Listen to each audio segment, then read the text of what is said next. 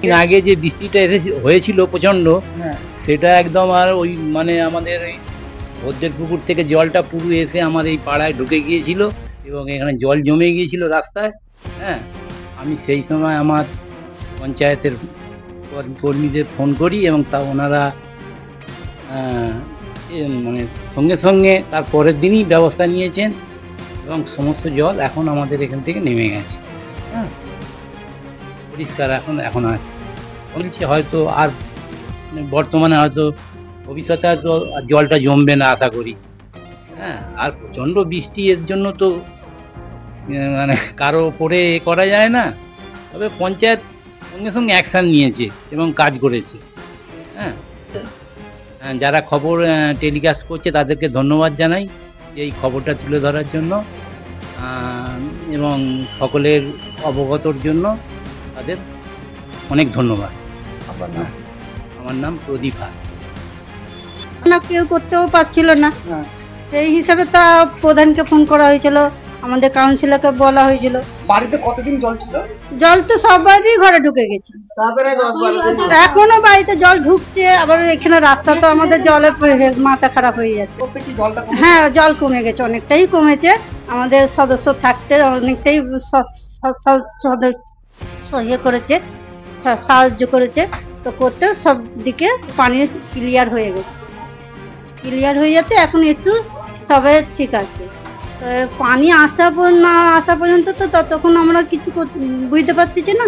তো ক্লিয়ার তো এখন হয়ে গেছে, আবার পানি আসলে আবার কি হয়।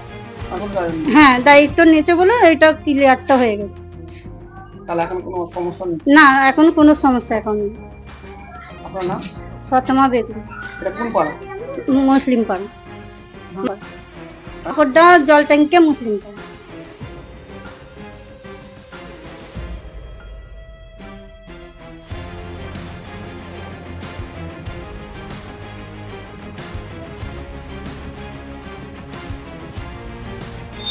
পাশে গত শুক্রবার, আজ নিয়ে 3 দিন যেভাবে আমাদের মানে কাজ চলছে, মানুষের বিক্ষোভ ছিল একদম মানে ঠিক ছিল।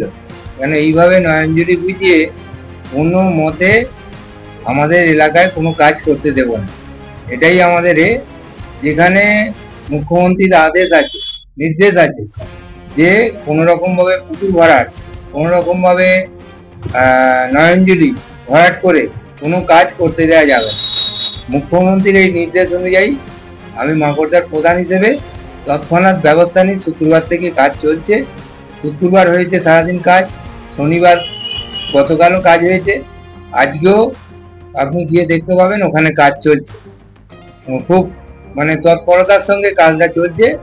আমাদের যেটা দরকার, 2-3টে গ্রাম, 2-3টে পাড়া, গ্রামের 2-3টে পাড়া যেটা ভেসে গেছিল সেই জলটা অনেকটাই নেমে গেছে এবং আরো একটু সংস্কার হলে সেই জলটা পুরোটাই নেমে যাবে। এলাকাবাসীর যে এটা ছিল, বিক্ষোভটা ছিল, সেটা সদর্থক ছিল এবং সেইটা কাজ হওয়ার ফলে এখন এলাকার মানুষ খুশি। খবর হওয়ার মানে আমরা তো খবরে ছিলাম, আপনারা যেভাবে প্রচার করেছেন হ্যাঁ সমস্ত চ্যানেলে, সেটাতে আমাদের কাজ করতে অনেক সুবিধা হয়েছে।